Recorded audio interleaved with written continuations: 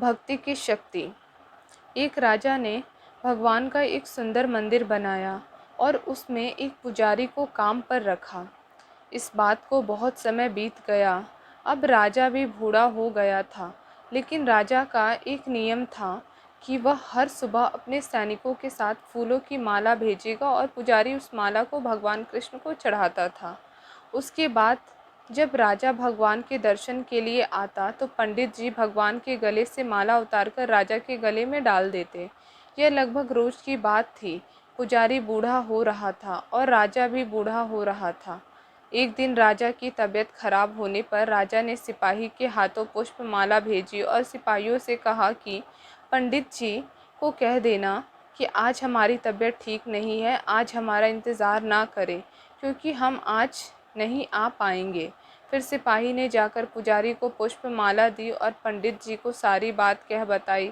पंडित जी ने श्री कृष्ण को पुष्प माला अर्पित की तो पंडित जी ने सोचा कि इतने वर्ष हो गए, भगवान का यह हार हमेशा राजाओं ने पहना है, लेकिन मैंने खुद आज तक इसे कभी नहीं पहना है।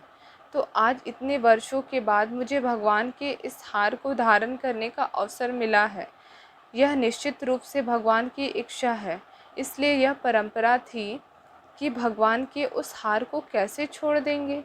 इसलिए इस बार पंडित जी ने वह हार अपने गले में डाल दिया।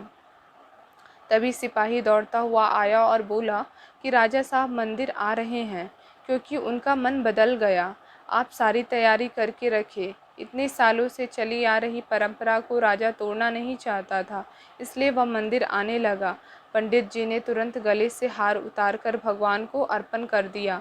पंडित जी ने क्या भूल की समझ नहीं आया। पंडित जी ने सोचा कि यदि राजा को पता चल गया तो वे उसे दंड देंगे। वह बहुत घबरा गया। अब जब राजा आया तो प्रतिदिन की भांति पंडित जी ने भगवान के गले से हार उतारकर राजा को पहना दिया, लेकिन राजा की नज़र माला पर पड़ी। माला पर सफ़ेद बाल गिरे हुए थे और उन्होंने महसूस किया कि सफ़ेद बाल पुजारी के हैं। राजा ने पुजारी से पूछा कि क्या तुमने यह माला पहनी थी? सफ़ेद बाल कहाँ से आए? तो पंडित जी डर गए। डर के मारे कहा कि यह सफ़ेद बाल श्री कृष्ण का है, भगवान का है।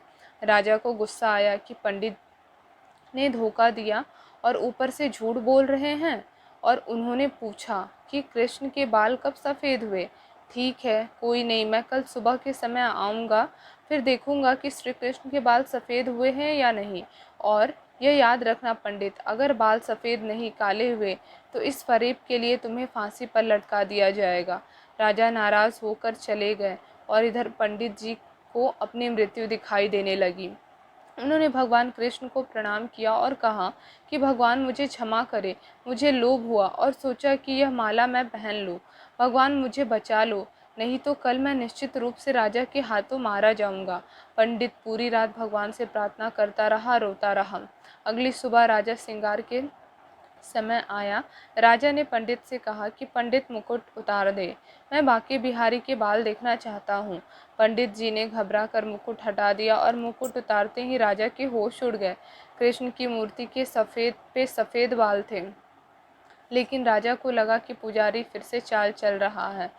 क्या उसने अपनी जान बचाने के लिए उसने बाल रंगे थे? इसलिए उसने जांच करने के लिए बाल तोड़ना शुरू कर दिया, और जैसे ही राजा ने बाल उखाड़े मूर्ति से खून निकलने लगा। यह देखकर राजा भगवान के चरणों में गिर पड़ा और क्षमा मांगने लगा। भगवान मुझे क्षमा करें, मैंने बहुत बड़ा पाप किया है। मैं सही और गलत को भूलकर संदेह में इतना अंधा हो गया हूँ। तभी मूर्ति से आवाज़ आई, राजा आप मुझे केवल मूर्ति ही समझते हैं, इसलिए आज तक मैं केवल आपके लिए मूर्ति हूँ। लेकिन इस पुजारी को मुझ में भगवान दिखा तो मुझे उसकी जान बचाने के लिए अपने बाल सफ़ेद करने पड़े। उसके बाद राजा को अपनी गलती का पछतावा हुआ, लेकिन अब कुछ नहीं किया जा सकता। इसलिए कहा जाता है कि पत्थर में भी खुदा होता है। यदि आप ऐसा नहीं मानते हैं तो भले ही भगवान आपके सामने प्रकट हो जाए, आप उनसे उनकी सच्चाई के बारे में पूछेंगे। यदि आप वास्तव में ईश्वर को देखना चाहते हैं तो आपको केवल महसूस करना है।